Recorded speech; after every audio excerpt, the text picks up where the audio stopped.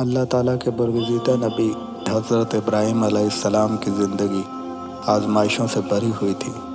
ایک بڑی آزمائش یہ بھی آئی کہ اللہ تعالیٰ نے انہیں حکم دیا کہ اپنی بیوی حضرت ہاجرہ علیہ السلام اور اپنی شیرخوار بیٹے حضرت اسماعیل علیہ السلام کو ایک ایسے سنسان اور غیر آباد وادی میں چھوڑائیں جہاں نہ کھیتی تھی، نہ درخت، نہ پانی، نہ انسانوں کی آبادی، جہاں کوئی نہیں رہتا تھا۔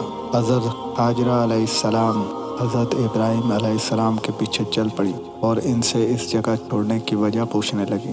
اے ابراہیم، آپ ہمیں اس جگہ چھوڑ کر کہاں جا رہے ہیں جہاں نہ کوئی چیز ہے اور نہ کوئی انسیت بخشنے والا انسان؟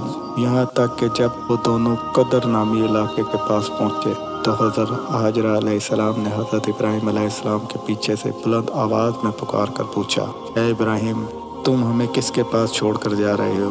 لیکن حضرت ابراہیم علیہ السلام نے ان کی طرف توجہ نہ دی۔ آخر کار حضرت ہاجرہ علیہ السلام سمجھ گئیں اور کہا، کیا اللہ تعالیٰ نے آپ کو ایسا کرنے کا حکم دیا ہے؟ حضرت ابراہیم علیہ السلام نے کہا، ہاں۔ تب حضرت ہاجرہ علیہ السلام نے کہا، تو وہ ہمیں ضائع نہیں کرے گا۔ بس حضرت ابراہیم علیہ السلام روانہ ہو گئے، یہاں تک کہ جب وہ ان کی نظروں سے اوجھل ہو گئے تو بیت اللہ کا رخ کیا اور ہاتھ اٹھا کر ان الفاظ میں دعا کرنے لگے، بواد غير ذي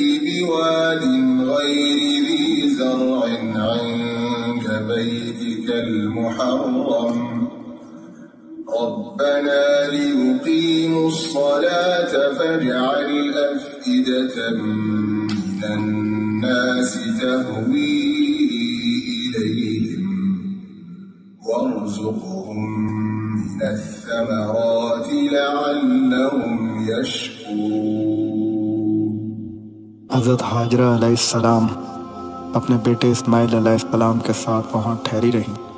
کئی دنوں بعد جب کھانے پینے کی چیزیں ختم ہو گئیں، خوف کے آثار نمودار ہونے لگے، ہلاکت کا سایہ ظاہر ہونے لگا اور اعتراض و پریشانی چھانے لگی، تو اسی پریشانی کی حالت میں حضرت ہاجرہ علیہ السلام قریبی وادی تک دوڑ کر جاتی، جس کے دونوں سرے دو پہاڑوں پر ختم ہوتے ہیں، جن میں سے ایک کا نام صفا اور دوسرے کا نام مروہ ہے۔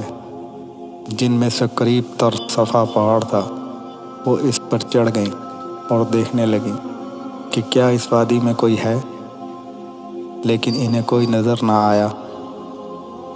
تو وہ پہاڑ سے نیچے آئیں اور وادی میں دوڑتے ہوئے دوسرے پہاڑ پر چڑھ گئیں، لیکن انہیں وہاں بھی کوئی نظر نہ آیا۔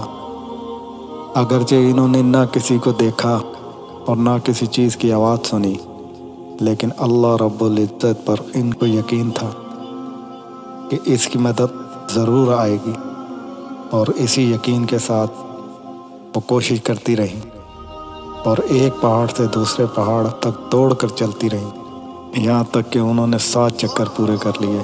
اسی دوران ان کو اپنے بچے کا خیال آیا اور اپنے دل میں کہنے لگیں، مجھے اپنے بچے کو دیکھنا چاہیے کہ وہ کس حال میں ہے۔ ایسا لگا جیسے انہیں کوئی آواز سنائی دے رہی ہو اور وہ اپنے آپ سے کہہ رہی ہوں، خاموش ہو جاؤ۔ پھر وہ آرزو، امید اور شوق کے ساتھ چیخ پڑی، مدد کریں، مدد کریں، اگر آپ مدد کر سکتے ہیں۔ تب وہ دیکھتی ہوئی کہ زمزم کے مقام پر حضرت جبرائیل علیہ السلام کھڑے ہیں۔ حضرت جبرائیل علیہ السلام نے اپنے پر سے زمین کھودی، اس سے پانی نکلنے لگا۔ حضرت اسماعیل علیہ السلام کی والدہ اللہ کے فضل و کرم اور اپنے شیرخوار بچے کے بچ جانے پر اس قدر خوش ہوئیں کہ اس کا تصور نہیں کیا جا سکتا۔ جھولی بھر کر پانی لینے لگی، جبکہ پانی ابلتا ہی جا رہا تھا۔ پھر انہوں نے پانی پیا اور اپنے بچے کو دودھ پلایا۔ اب ان کے اعصاب پرسکون ہوئے اور ان کے دل کو سکون ملا۔ پھر جبرائیل علیہ السلام نے انہیں پکار کر کہا، ہلاک ہونے سے مت ڈرو، یہاں اللہ کا گھر ہے جو یہ لڑکا اور اس کے والد بنائیں گے، اور اللہ اپنے بندوں کو ضائع نہیں ہونے دیتا۔ قبیلے جرہم کے لوگوں نے جب مکہ کے نشین حصے میں آ کر پڑاؤ ڈالا تو انہوں نے ایک پرندے کو منڈلاتے ہوئے دیکھا۔ انہیں اندازہ ہو گیا کہ یہ پانی پر منڈلا رہا ہے۔ وہ حیران ہوئے کہ اس بنجر وادی میں پانی کیسے ہو سکتا ہے، تو انہوں نے اپنا قاصد بھیجا تو حضرت حاجرہ اور ان کے فرزند حضرت اسماعیل علیہ السلام سے اس حال میں ملاقات ہوئی۔ میٹھے پانی کا چشمہ بہہ رہا تھا اور ان کے پاس گئے اور ان سے ان کے پڑوس میں بسنے کی اجازت طلب کی۔ انہوں نے اجازت دی تو وہ لوگ اپنے اہل و عیال لے آئے اور وہیں آباد ہو گئے۔ اس طرح حضرت حاجرہ علیہ السلام کو انسیت والے لوگ مل گئے اور اس مکہ معظمہ کی رہائش کی کہانی شروع ہوئی۔ وہیں حضرت اسماعیل علیہ السلام پروان چڑھے۔ انہی لوگوں میں اسماعیل علیہ السلام کی شادی ہوئی اور یہیں سے ان کی مبارک نسل کا آغاز ہوا، جس میں حرم، پھر قریش، پھر بنو ہاشم، پھر محمد صلی اللہ علیہ وآلہ وسلم۔ یہ ہے مکہ مکرمہ، مقدس و محترم اور محفوظ پرامن سرزمین، جہاں آج تک ہر چیز کا پھل لایا جاتا ہے اور یہاں کے لوگوں کو بہترین چیزوں سے رزق عطا کیا جاتا ہے اللہ کے فضل سے۔ پھر ملت حنفی والے اور ایمان و توحید کے علم بردار ہمارے والد حضرت ابراہیم علیہ السلام کی دعا کے فضل سے۔ وَإِذْ جَعَلْنَا الْبَيْتَ مَثَابَةً لِلنَّاسِ وَأَمْنًا وَاتَّخِذُوا مِن مَّقَامِ إِبْرَاهِيمَ مُصَلًّى وَعَهِدْنَا إِلَىٰ إِبْرَاهِيمَ وَإِسْمَاعِيلَ أَن طَهِّرَا بَيْتِيَ لِلطَّائِفِينَ